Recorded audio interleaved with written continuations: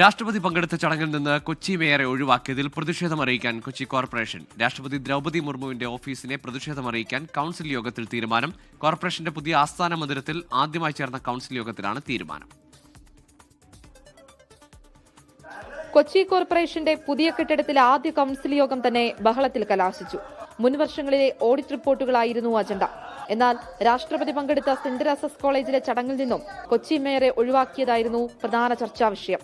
മേയറെ ഒഴിവാക്കിയതിന് പിന്നിൽ വ്യക്തമായ രാഷ്ട്രീയമാണെന്ന് സ്ഥിരസമിതി അധ്യക്ഷൻ പരാമർശിച്ചതോടെ ചേരിതിരിഞ്ഞ തർക്കമായി. രാഷ്ട്രപതിയെ സ്വീകരിക്കാൻ എയർപോർട്ടിലേക്ക് മേയർ പോകണമെന്നായിരുന്നു UDFന്റെ വിമർശനം. ഒരു കോളേജിലേക്ക് രാഷ്ട്രപതി വരുമ്പോൾ സ്ഥലം MLA പോലുണ്ട്. ആ ഡയസിൽ വിളിക്കാതിരുന്നത് അങ്ങേറ്റത്തെ ഭരണഘടന ലംഘനമാണ്.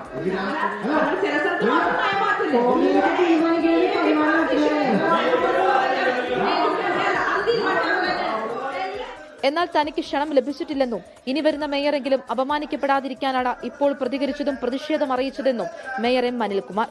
ഞാൻ എന്തിനാ ഇപ്പൊ പ്രസ്താവന ഇറക്കിയത്? എനിക്കെന്താ കാര്യം? ഇനി ആരോ വന്നതും കൂടി 4 ദിവസം ഉണ്ടാവും കൂടി വന്ന.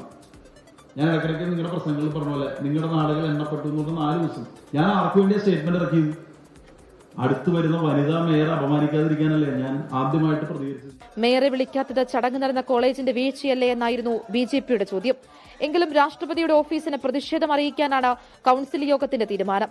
പഴയ കോർപ്പറേഷൻ കെട്ടിടം എന്തു ചെയ്യണമെന്നതിലും ചർച്ച നടന്നു. മ്യൂസിയമാക്കണമെന്ന നിലപാടിൽ ഉറച്ചു നിൽക്കുകയാണ് മേയർ. ഇക്കാര്യത്തിൽ വിപുലമായ ചർച്ചകൾ സംഘടിപ്പിക്കും. 24 കൊച്ചി. ലോകത്തെവിടെയായാലും ഏത് സമയത്തും 24 വാർത്തകളും ഓഗ്മെന്റഡ് റിയാലിറ്റി പാക്കേജുകളും എക്സ്പ്ലെയിനറുകളും വിശദമായി കാണാൻ ഞങ്ങളുടെ YouTube ചാനൽ നിങ്ങൾക്ക് സബ്സ്ക്രൈബ് ചെയ്യാം.